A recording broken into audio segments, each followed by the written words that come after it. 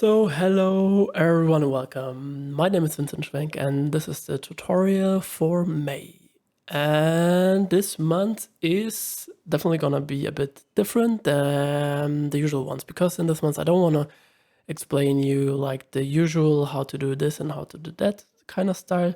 I want to talk about more like the business world and how to choose projects and what you can do if something goes wrong. And well, I wrote them some questions because it's difficult to navigate through this topic, and yeah, I will try to answer myself a few questions. And also, this is the third time I'm recording this tutorial because the previous video was a bit too pessimistic, and I'll try to be a bit more optimistic in this recording.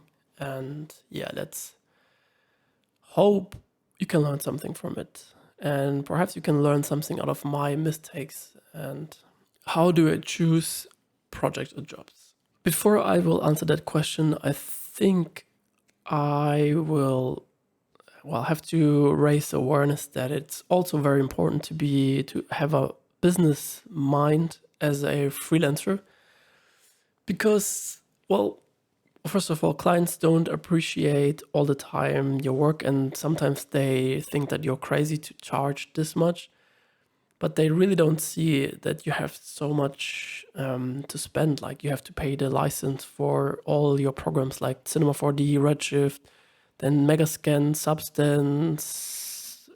Then I have to pay my insurance, I have to pay my taxes, I have to pay my office, and I have to pay this and that. So the basic income I need to create is already very high before I really earn something. And yeah, that's why I really have to try to get a clear mind about a project if this helps me in my career. And for myself, I kind of have this thinking in my head. Will the project help me to pay my bills, or will the project help me to fulfill my creative freedom? And what is very important, to help to develop my style and come to the next level, and also to get a portfolio project which I can then display on social media or on any other platforms. And the overall goal, or the main goal, I would say the long run, is that clients really book me for my style and that I don't have to do stuff which I don't like. And that's, I think, very important, especially in these times where you can also earn in other fields than only client works. And yeah, but coming back to the question, what happens if a project, how do you choose jobs? Well, first of all, there are two things. The one is, can I get paid good? Then I would say it's something which I can do for a few times. I don't want to do this all the time, because then I only have a portfolio where my jobs are this classical paid thing. But this can work really well. And in the best place, the client pays you in a normal fee and you can do like your style. And I prepared just one film here. And this was for Zipgate, and I think this is a really good example about getting paid. We were very transparent what we were doing there, and they were very understanding. And this is a really nice piece. It's very well done. It's not exactly my style, so I never did put it up in my portfolio, but I really love to work with them. And this was a really good job and project. Like, one example was for It's Nice Dad. Well, this was more like an editorial job, but they were super open to what they want, and the feedback was really good. And these were just a few character illustrations which they needed for an article for, I think it was actual Patreon. So that was really well. And I would say the best example I can give you about this is the Microsoft job. This was, anyway, everyone has probably seen this, and I would say this is the kind of the best job I did so far, because we got normally paid, there was no discussion about, yeah, can you make it for half of the price or whatever. And we had quite relatively creative freedom. I mean, the topic itself was quite difficult to explain. The Fluent UI was very abstract, so this took us quite a while to come up with the concepts and everything.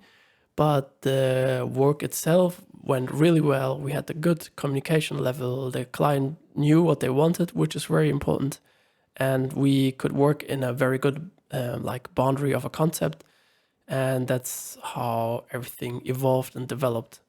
So this is the overall goal: to build up a portfolio that clients come to you and they will be able to trust your work, that you can communicate the goal of the client, but with your own style. And then we are coming a bit closer to the other side of the work I do, is getting very little paid or getting not paid at all. And that is a super interesting topic. I want to start at the very beginning of my career, and this was this job called Reeperbahn. It was 2016, and I kind of just started 3D. I was really not very good, just doing experiments, and I had some graphical background, which was really nice, and Vitaly had some really good production background. He worked already in bigger studios, so I think it was a really good match. And about the project, it was unpaid, but it was really very much worth it. I mean, we spent a lot of time. Overall, I think the whole production thing took us 3 months, which also took that long because there was a lot of stuff which I didn't know or which we didn't know. And yeah, now I could have done that way easier. For example, I remember doing each of these wood blocks by hand and also trying to make the imperfected edges by hand, so very manually, but still I like the frames. But coming back to the question, should I have get paid or not? Well, obviously it would have been nice to get paid, but the payment kinda was delayed, not by the client, by the overall like community. This piece was really going places, and we got a lot of recognition for that. And after that, like way more clients asked for working together with us, and this was then quite good for us, so we could get jobs which paid. Because before this job, I really didn't earn much, or like very little only, but it was alright because I lived in a shared flat, and my office was my room, so kind of student style. But coming back to the investment, I invested in myself, the time versus the money, and the outcome was really well. So if you would ask me, should you work for free? I would say it really depends on your level of the career and your portfolio. If you're on the very beginning, I think this can be a good investment in yourself. But I think you really have to communicate very well with the client, because, well, I would even recommend you to make contracts that that you will definitely be able to show the project, because I will tell you stuff about that later. And the good thing is about this project was also there was no client involvement. He just gave us the names for the festivals, and we delivered the film like 1 day before we had to. They've seen it the first time, they loved it, and the next day they published it. So no feedback and no feedback loops. And I think this worked so good because there was zero payment. And I kind of found out when clients are saying, we only have like half the price of what you calculated for the project. We only have, I don't know, 5,000 euros. Can you make the 30 seconds animation? And you think, well, I shouldn't do it, but could have been really nice for my portfolio. And especially if the client like says, yeah, you have totally creative freedom, you can do whatever you want, we only have little money, or we only pay you in vouchers, or I don't know what. I think this is not a good thing. I think it's really better to work for zero money, so there is not this tension of like a contract. Even the client pays you a little, then he thinks, yeah, I'm paying this guy, so I can tell him what to do. And they tend to forget that they only pay half or 1/3 of the price. There's another problem about that, because if I'm investing so much of my time and so much effort, I really try to get the best product I can. So the best thing I want to show in my portfolio, and I want to be booked for that. And this was actually with all the bigger projects I did, and this was with Comdirect. This was I would say the result is very good, but the client didn't know what to exactly want, and this was supposed to be a film about UI and UX, and later on it changed. So I would say it was all right, but we managed to develop something. Then the Fazur project, this had a really tough deadline because it was shown at a trade fair, and they didn't have this much money, but they said you can do whatever you want. And in this case, it was really true. So the you can do whatever you want doesn't necessarily mean bad things are gonna happen. They can be true, but if a client says that to you, I would be really careful with this, because usually that means not you can do whatever you want. That means the client isn't sure what he wants, and he kind of has the film in his head, but he doesn't. So yeah, it's dangerous. But a good thing again is if the client really needs the video and there's a very tough deadline, then projects are going better in my experience. But on my website, you only see the stuff which worked good. And again, Microsoft went really well. This was the best project I ever did. But there are also some projects which I am not showing, which I'm not allowed to show, or which didn't even make it to the state till I can show them. And there are two very big projects which failed on my hard drive. And it was really sad because there were great teams and there was a lot of effort already put into that. And both films would have been really great. But one project was the same concept. Yeah, we have only half the price what you estimated for. And for this project, there's one thing which I can recommend to you. Always create contracts. And in this contract, we had like a revision which said, yeah, you only have one revision because your budget is so low. And in the first place, they said, yeah, you can do whatever you want. So one revision would have been fine. But the agency really loved what we did there, but the client, the head of their marketing changed. So the agency didn't know this guy, and he was totally acting different than the guy before.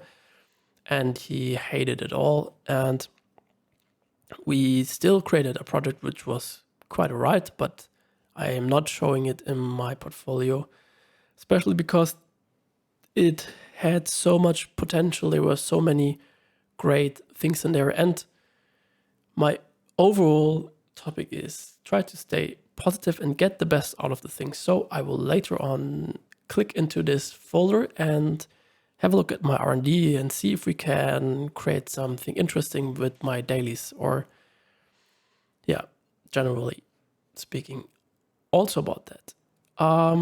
Which links back to the topic from the beginning. You have to try to think business-wise and be resourceful with your time, because 3D just takes so much time.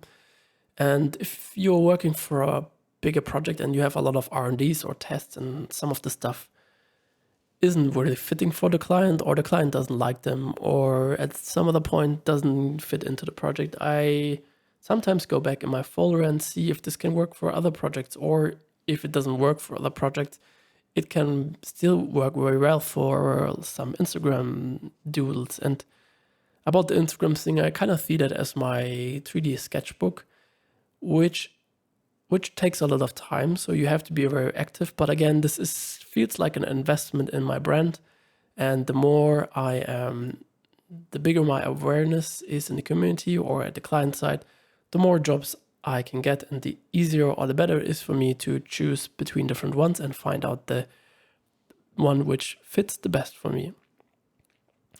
And we will do that. Dig into my files and see what we can find there. Second question, what happens if projects change?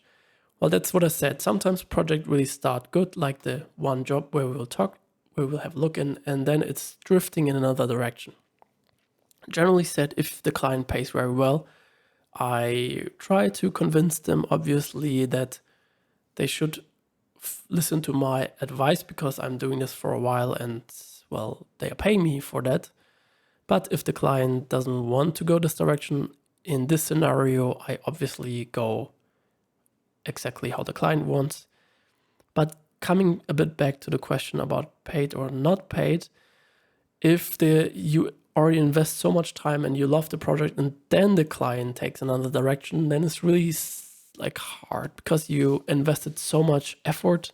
You worked probably longer than the 8 hours per day, and perhaps you worked at the weekend, and then it takes out a lot of energy out of a project, or like enthusiasm is if things don't go the direction you want to.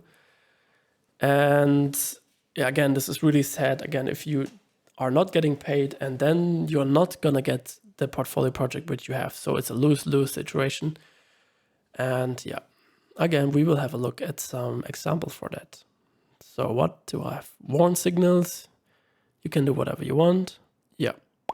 One thing about for these projects, I often work in teams, and again, I really recommend working in teams because everyone has a different perspective, and it's really nice to combine different styles and different ideas into one project. And some of the works I will show you, there were involvement from Ali Shaba. He's a really nice designer from Hamburg, and I will link everyone later on in the description if you don't know them. And the Grandmaster Marius Becker did also some stuff in some projects, which I'm gonna show you here. And Moritz from Entagma is helping us with the Houdini stuff. And again, he's also really doing very well. And we have obviously often very nice sound designs from Jürgen Brands. And yeah, obviously Vitali is involved a lot. So let's dive into one project. These were some furniture tests for a brand which is really doing very nice furniture, and they have a very clean and modern aesthetic. And this was I'm just in my dailies folder for one day and some tests, but this stuff really didn't work at all, like zero. Especially these ones, I made some soft body tests because I thought, yeah, why not? Let's have a quick look. And yep, doesn't fit at all. So that even not the client didn't have to do anything with them. I even didn't show them. But like, let's say you invested some time into that, and you have this file, and then say, okay, reuse your files, get the best out of it. And if you are having a closer look at this one, you probably can see that I made the simulation out of that. Cool, glaube ich.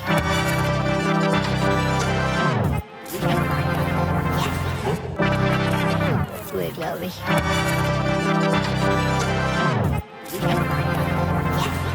This is actually really very fast. Kit bashed everything together and just pressed rendered to please the algorithm of Instagram. And it turned out to be quite nice. And you can see I was even too lazy to UV unwrap this guy, so that's why none of them have a texture. And you can see the one with the dots, the texture is really distorted, especially you can see it in this frame here. But still, I like the motion very much. It didn't fit to the client at all, but in this case we can reuse that. And so at this point I will turn off the iPad so you can see everything on the screen. And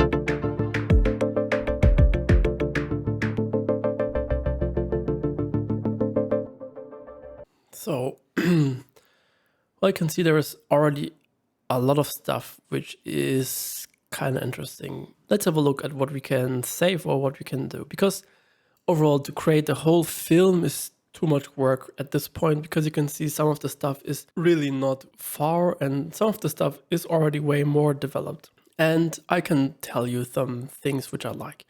I like the idea of creating like a super busy frame, which is really desaturated.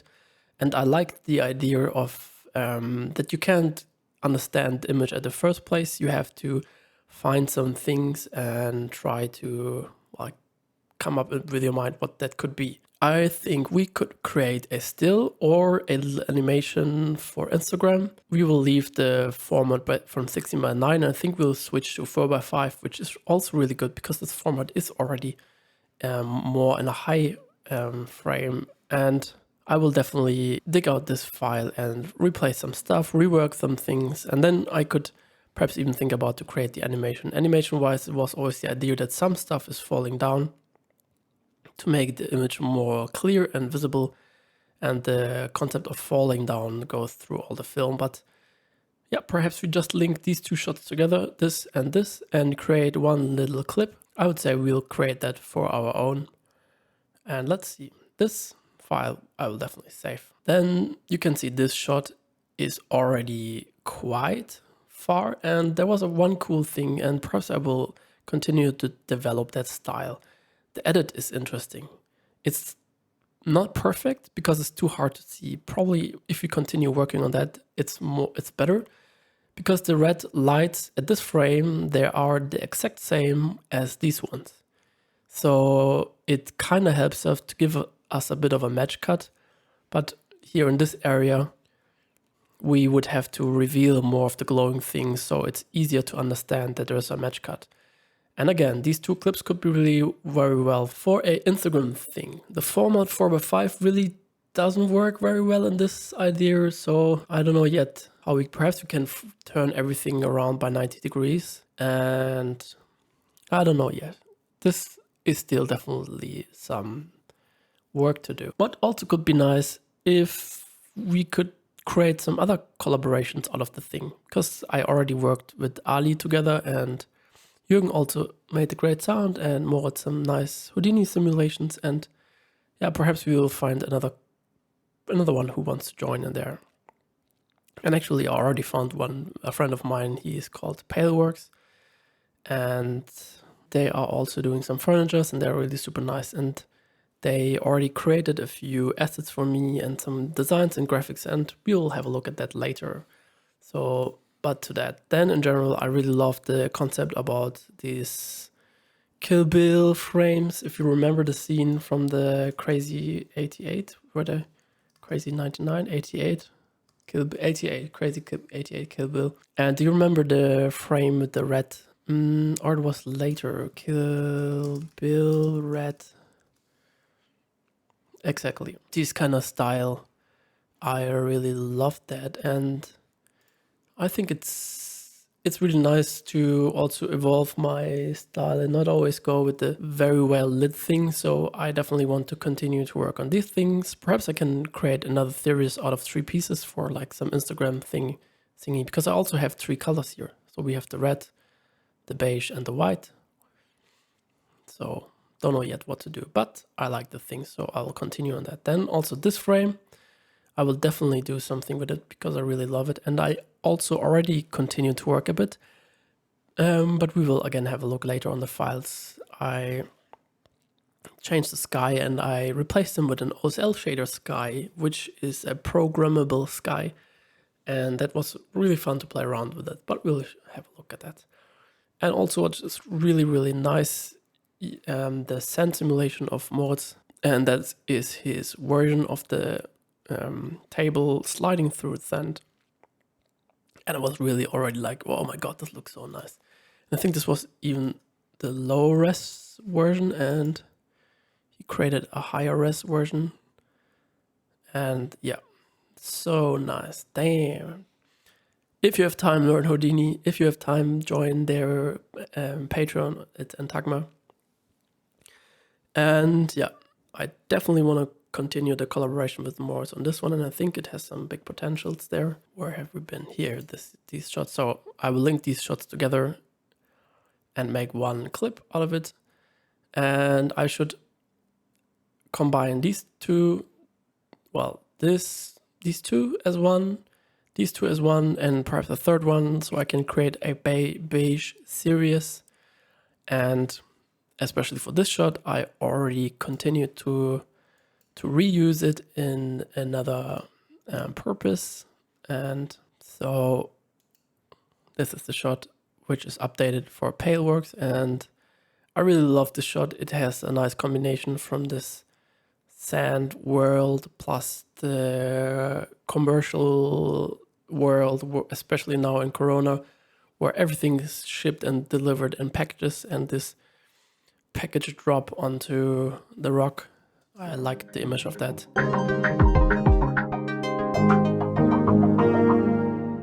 And we have a lot of nice little detailed stickers and these boxes. And actually already quite much work went into that, especially the delivery boxes. So I think this works very well as a shot.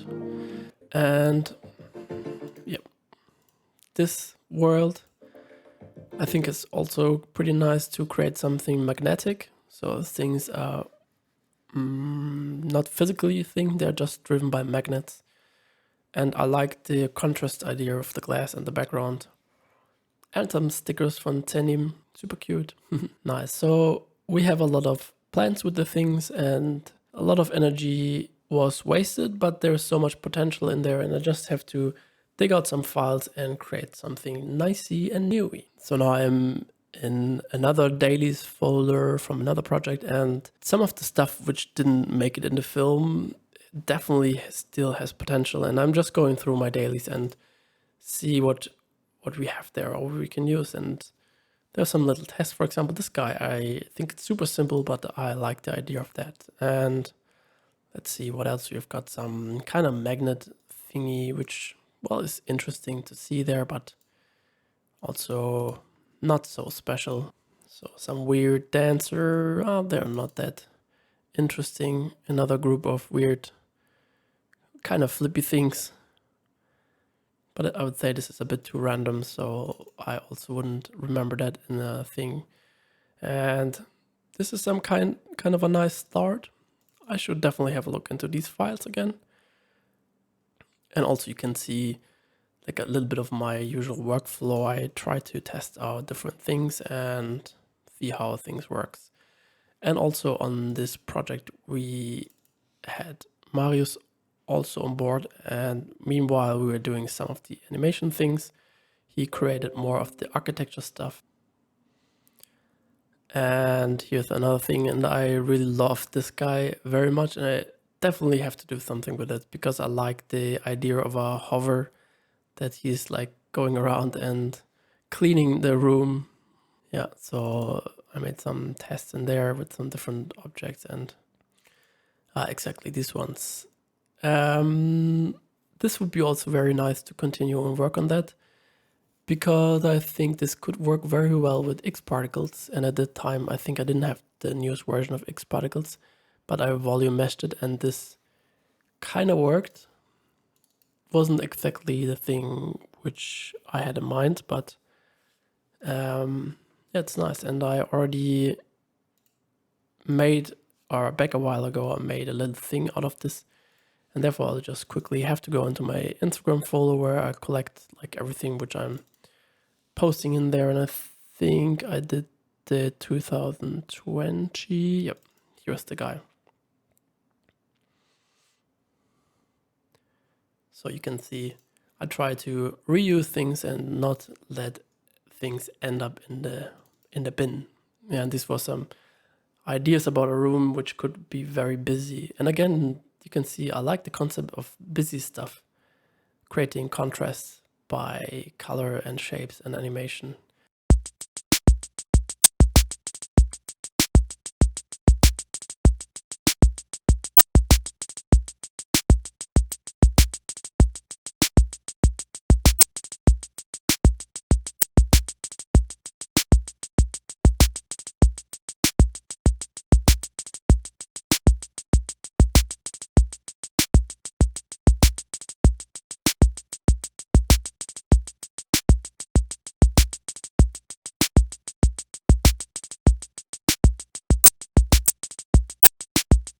And now you can see really some of the little tests we've seen before are now combined into one shot. Still a lot of stuff is R&D and most of the stuff is hardware rendering, but that helps to, well, it helps us to understand what would be the goal. But well, just to open this little topic, hardware rendering, it's really hard when clients never worked with a 3D artist, they don't understand hardware rendering. So these days, probably I would just render it all white without shading, but like a real render, so things are not that misunderstandable. Yeah, but definitely in this project, there's so much nice things which we can use for some tests. So let's wrap this up and try to stay positive. Whenever you think some work is wasted, perhaps you have to rethink about it, and perhaps the work isn't wasted. Perhaps you can do something nice out of it. Perhaps you can create some Instagram stuff or another collaboration, or you can have some friends with it, or I don't know, do whatever you want. And so let's make a cut here. Thank you very much for listening, and let's see you in the design part. And the design part kinda is this month the animation part. So yeah, I hope you liked it. See you. Bye bye.